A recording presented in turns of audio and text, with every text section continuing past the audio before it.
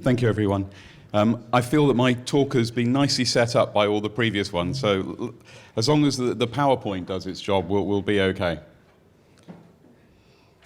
So if we could have it unmuted, is that? Got some people from Missouri, and anyone. You might recognise this face. I'm willing. It's like, here's the transistors I'm using. Take them.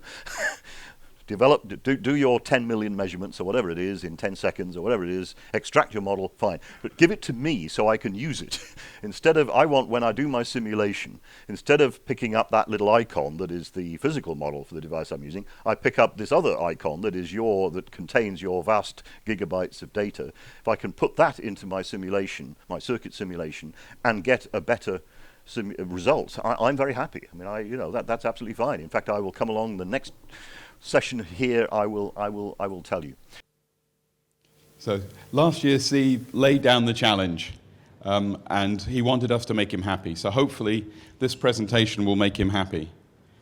What we've got here is we've got the measured load pull model that was done by Missouri and myself on a device. Running within the Microwave Office software, so very similar circuit diagram to the one that you just saw from Tony. Why did we have to do that? Well, if you've got a compact model, and here I think Steve and I will 100% agree, if you've got a compact model and a compact model is accurate, then I wouldn't be doing any load pull. We had a requirement, and I have to thank Steve again for this. This was somebody that he'd been doing some consulting with, and they wanted somebody to actually build the amplifier, so he pointed them in my direction. It was down at VHF, which, although it sounds easy to those of us who are used to working at X-band, there are a lot of other problems. One of the problems with load pull at X-band is the tuners, if you do passive, gets very difficult. They wanted a reasonable bandwidth out of it. They had AM to PM performance, which they wanted to know what would happen when they drove it into a 3-to-1 load. It was being used within a Cartesian loop linearization system, and they'd had problems with the AM to PM with the previous modules they'd used. They'd used a module before, and they wanted to go to a discrete design in this one. They wanted harmonic rejection of 80 dBc, and unfortunately, they weren't going to let me use a balanced design, which would have been where I would have gone initially, because of size and weight and manufacturing requirements, and they had very strict size and power dissipation issues. It needed to be 2 stages, and they'd done an awful lot of work on analyzing a particular device package. So they'd come up with a device they wanted to use. They really wanted to use the 12.5 volts device because that was what their system had previously operated at, and both Steve and I had said, you really want to be pushing the device impedance up. So why did I decide we needed to load pull this device? It was a new device to me.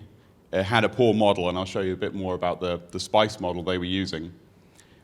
We wanted to know what this performance was into a mismatch, and that was a key parameter to them. So I didn't want to get to at the end of the design cycle, having built up the device, and then do inherently that measurement would be right at the end, and then find it didn't do it. So I needed to have confidence right at the beginning of the design cycle that we were going to meet their requirements. Because the thermal behavior was a key, they needed convincing that going to this higher voltage, would give the benefits that we were talking about, and that the device would actually work reliably. It's not rocket science to say why we wanted to push the device impedance up. We all know why GaN is more attractive. You can see that where they've been operating at 12.5 volts, this purple line here, getting at 15 watts of output power, the output impedance is about 5 or 6 ohms. If we could push it up to 39 volts, we'd get a nice 50 ohm device, and as Steve has pointed out earlier, it's not difficult to get good performance out of a 50 ohm device, but they couldn't do that, but they agreed to go to 28 volts. So we're at 26 ohms, which is a reasonable impedance to be designing in. Now, the SPICE model they were using, immediately at first glance, you just look at the DCIV curves, and you can see that they're flat. So there's no self-heating effect within the model. You can produce load pull contours out of them. they've got some nice numbers there, but when you do a power sweep, although there is compression in the device, it never saturates. So this nominally 15-watt device, we're getting towards 40 watts out of it. And if I had carried on driving it, it just carried on forever. So, I had no confidence whatsoever in the SPICE model that it was going to give me any serious prediction of performance at power. So we decided to do load pull. Because the tuners are so large, we did active load pull at μ0. Just a quick reminder of what active load pull is. So you take your forward wave coming out of your device, you absorb that in a 50 ohm load, and then you inject either the fundamental and the harmonics back into the device, and that gives you the effective impedance at the output of the device. A problem with VHF is these circulators get enormous. So you end up using attenuators instead of circulators. That has a knock-on effect because your power amplifiers then get bigger. But fortunately at VHF, power amplifiers are cheaper and easier to come by. So it's all a matter of trade-offs and balance. And in fact, what we use is some quad hybrids and low-pass filters to select the frequency. And you inject the second harmonic, it bounces off the two low-pass filters and then goes back to the device. Whereas the fundamental frequency, don't have a circulator, but we have loads. But the fundamental frequency goes through the low-pass filters and to the device. And this is the measurement setup in μ0, where we measured the device. So the device is mounted on a fixture. We've got some through line and open and shorts to check our calibrations. We've got our couplers on the input and output, and these are these quad hybrids. Probably some of the biggest quad hybrids you'll find around. And you can see instead of where we would normally have circulators, we've got great big attenuators. Now, when we're doing these measurements, there's always a conflict. We've got limited time and budget. We don't want to be, we could do masses and masses of data, but then you've got to sift through it, and it's almost like looking for a needle in the haystack, trying to find out the data that's relevant for you. And that you don't want to invest too much time and energy until you've even decided that this device is the right one. Because what I said right at the very beginning is that my customer needed confidence that the 28-volt solution was the right way to go and that thermally it would work okay. We needed confidence that it was actually going to be able to deliver the power that they were looking for. So my conclusion of that is, to limited time and budget, we can't afford to do every frequency for every load impedance under every bias condition. You've got to start being a little bit smarter about it. So the approach we took was we did 3 frequencies across the band, top, middle, and bottom. We did 3 bias levels at 10, 20, and 30%. And we did a second harmonic load pull with the fundamental near the optimum after we've done the first lot. And then we did an elevated temperature test as well. We raised the temperature up to 85 degrees C with some optimum loads of the fundamental and second, and then just looked at the performance, and that gave us the confidence we could go forward. So although you can, with most of the measurement systems that are available, you can actually view the data as you're accumulating it.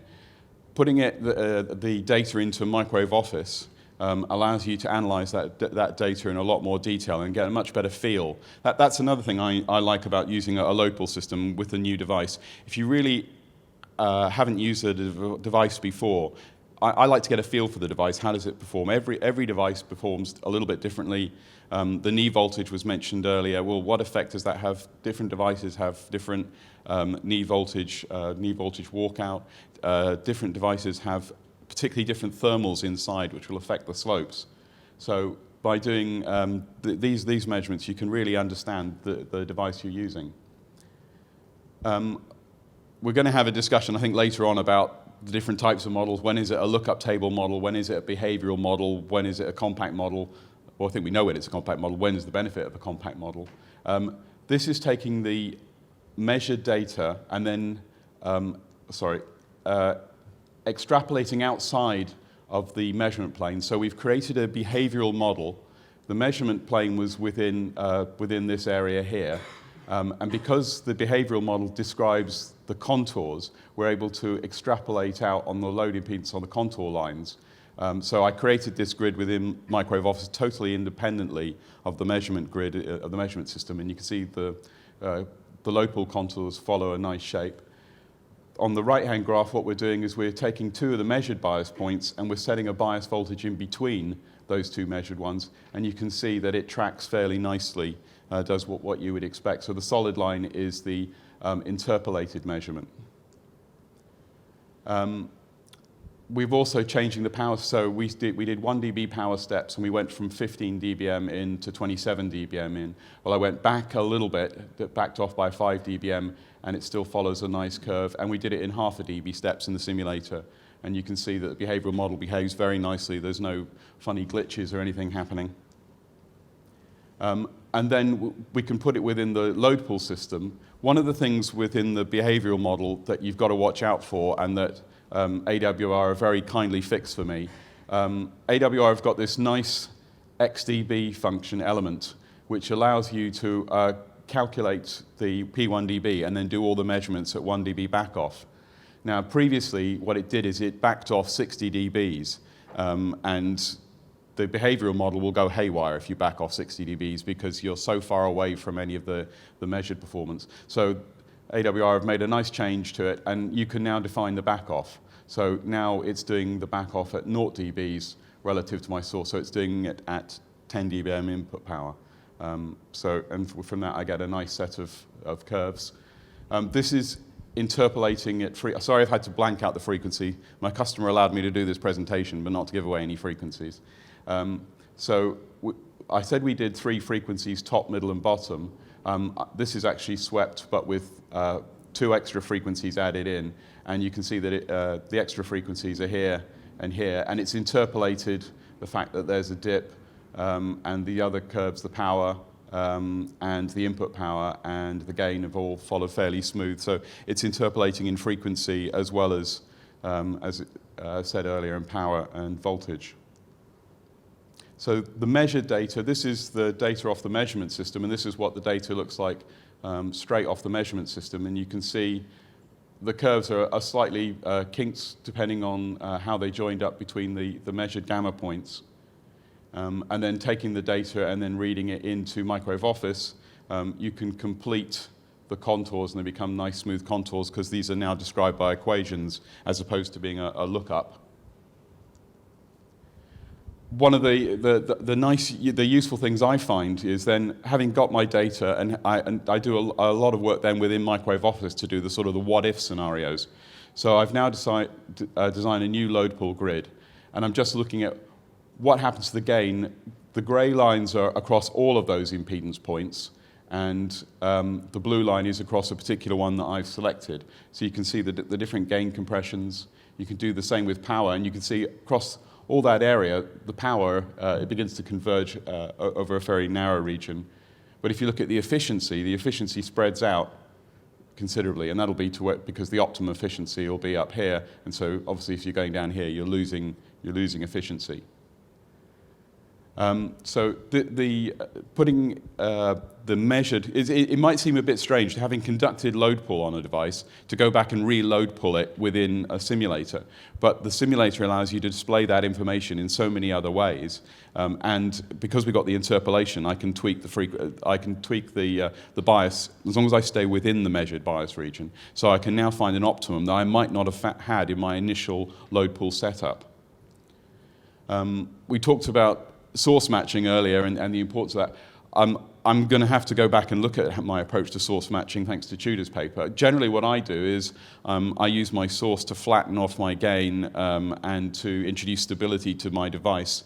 Particularly down at VHF, a lot of these devices have got huge amounts of gain, so I tend to use a fairly lossy matching network. So maybe the second harmonic would be so degraded by then anyway, I'm not going to have a problem. But I need to go back and look at that. Within the new load pool in Microwave Office, we've got different sets of voltage and current meters. So we're measuring the forward A and B waves here, and because I've introduced the output A and B waves here, and because I've introduced the input matching network into the load pool, we need to measure the DC, and we need to separate that because this is an S parameter data block, doesn't allow DC to pass through. So we've got our DC bias T, and we're measuring the DC voltages here. And you need that so that your your model behaves correctly, because it's looking at the bias conditions within your circuit.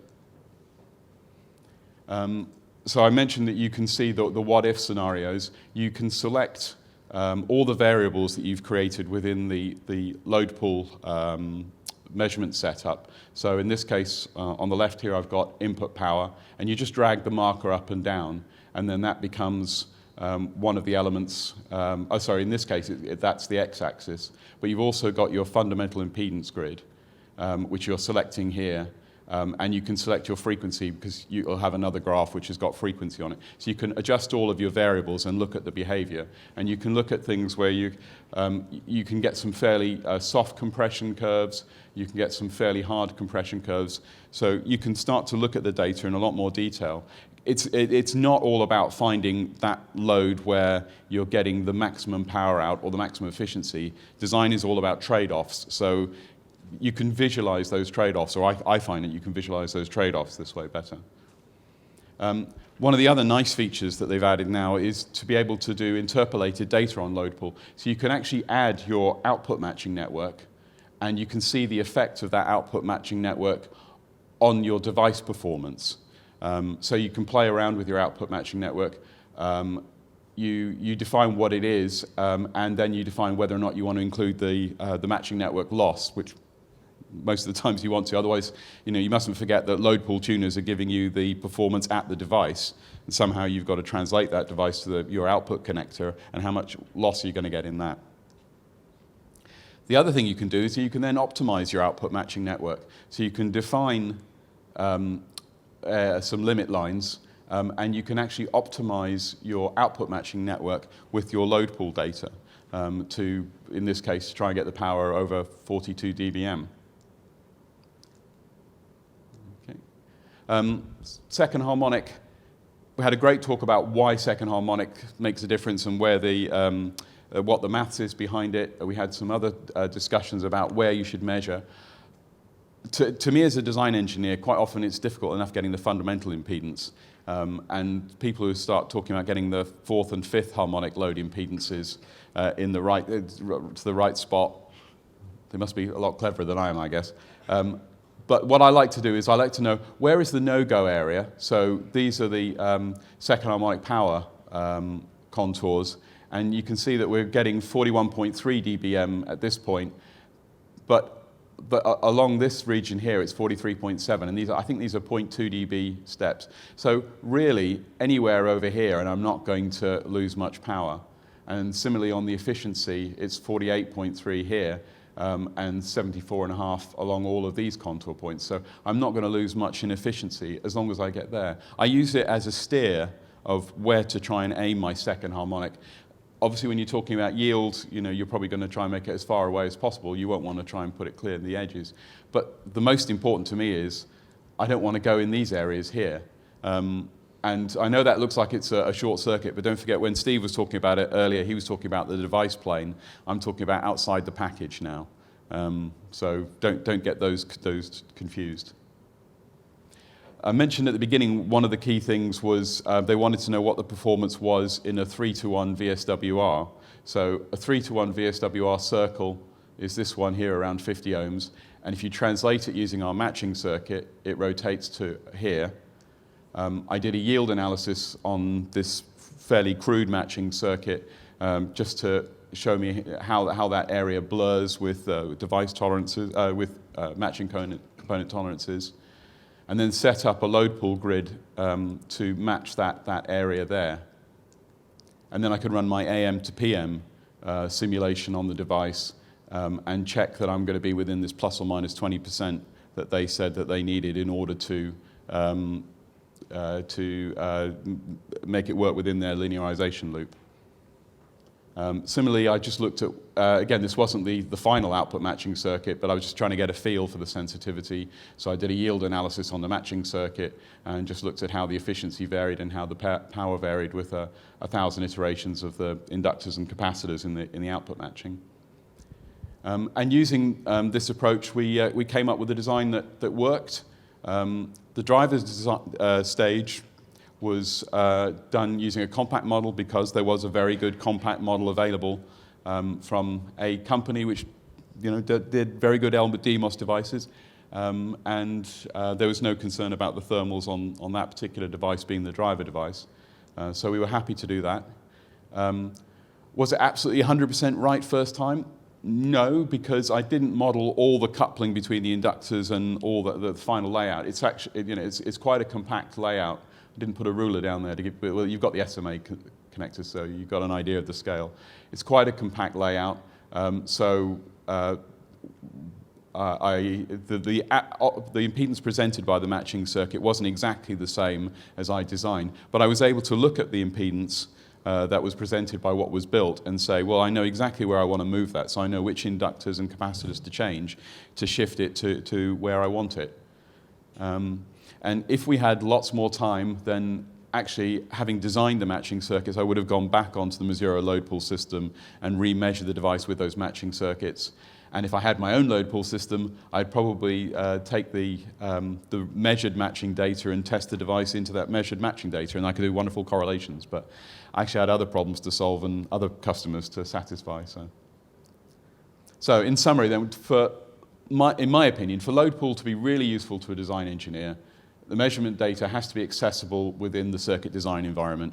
Just getting the load pool data that you can view in their own measurement viewer that doesn't really take me very far, doesn't help me. I think the system needs to be automated so that it's repeatable and so that you can acquire, having got it all set up and working, you can acquire your three bias voltages. You can do second harmonic sweeps around the whole of the Smith chart. But then I think, as somebody mentioned in one of the questions earlier, that you can get masses and masses of load pool data. If you can compress it into a behavioral model, it then becomes more useful within a circuit simulator environment. I think this is a problem not only with behavioral models, but with compact models as well. We don't actually know where the envelope of their operation lies. We don't know over what bias conditions the models were optimized or measured in the load pool and behavioral model cases. We don't know the boundaries.